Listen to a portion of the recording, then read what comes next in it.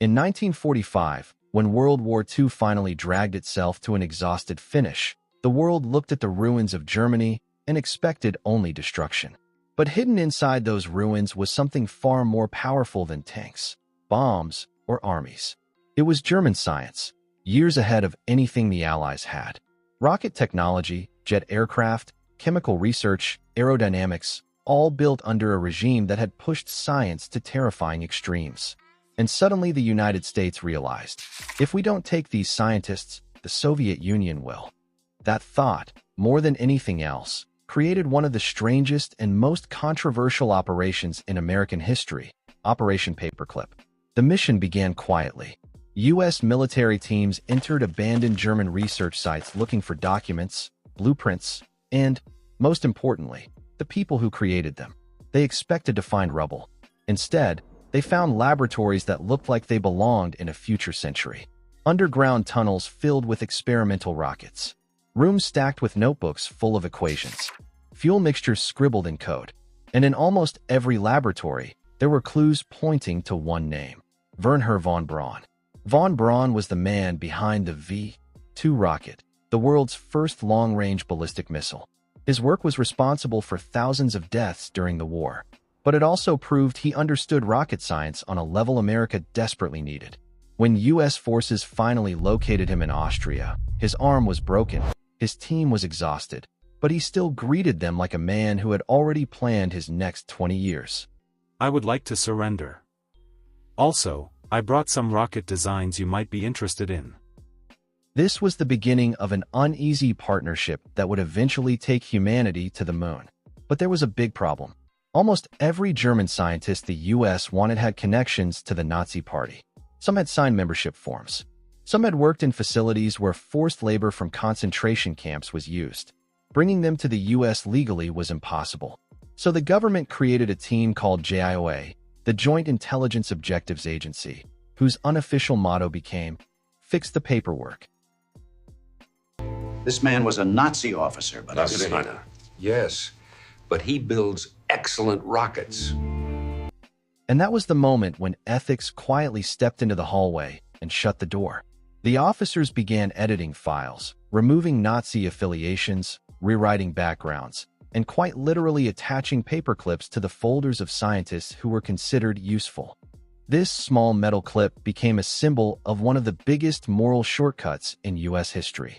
Over the next few months, America quietly transported more than 1,600 German scientists, engineers, and technicians to the United States.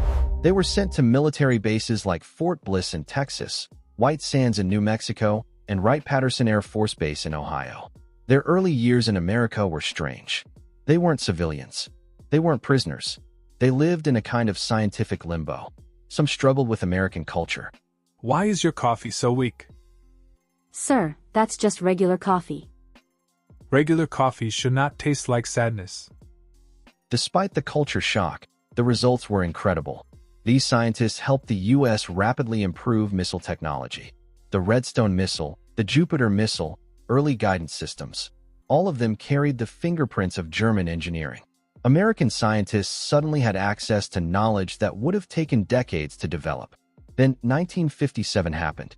The Soviet Union launched Sputnik, the world's first artificial satellite. It was small, it was simple, and it beeped. But to the U.S., those beeps sounded like the footsteps of a nation gaining too much power. Inside NASA, panic spread fast. check the trajectory burn numbers again. I have them right here. We need to initiate the abort sequence now. Von Braun and his team were moved from the background into leadership positions. They designed the Redstone rocket that launched America's first astronaut, Alan Shepard.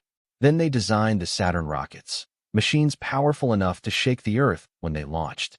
One American engineer stared at the Saturn V rocket during testing and whispered, "If this thing blows up, I'm changing careers." A German scientist next to him replied, "If it does not blow up, you will be famous." The Saturn V became the rocket that sent Apollo 11 to the moon in 1969.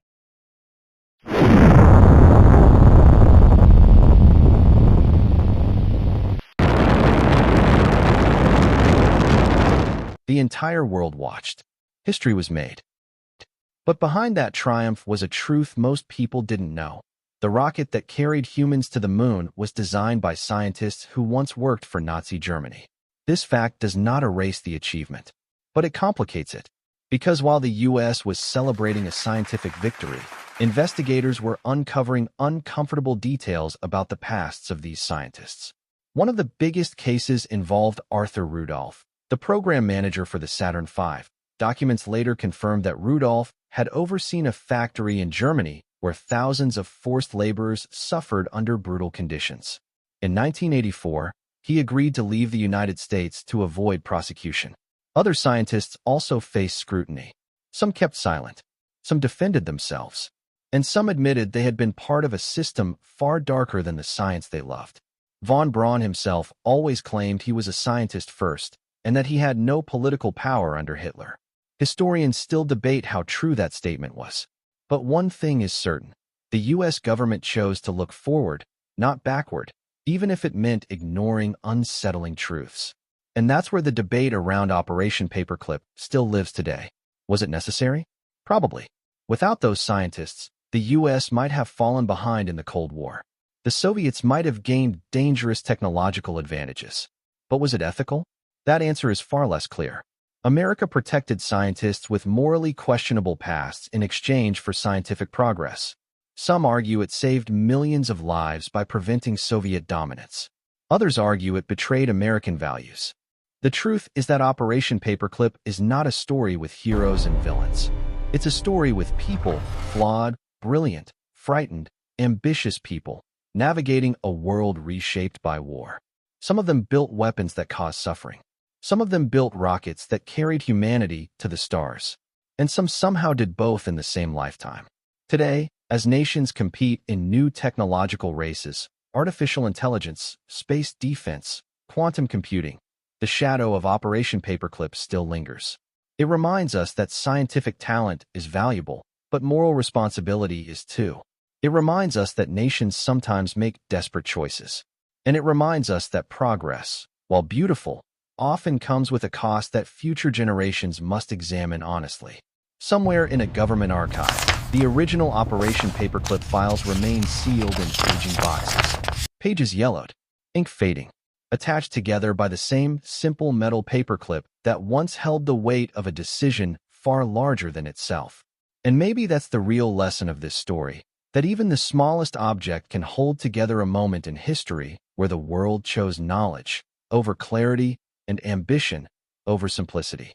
And that's the story of Operation Paperclip, a mission that shaped rockets, the Cold War, and even the moon landing, all while sitting in the gray zone between ethics and survival. History is complicated, but understanding it helps us understand the choices we make today. Before you go, I want to hear from you. Do you think Operation Paperclip was necessary for global progress, or was it a mistake the world should never repeat? Tell me your thoughts in the comments. If you enjoyed this video and want more stories like this, make sure you like, subscribe, and share. It really helps the channel grow. Thank you for watching, and I'll see you in the next documentary.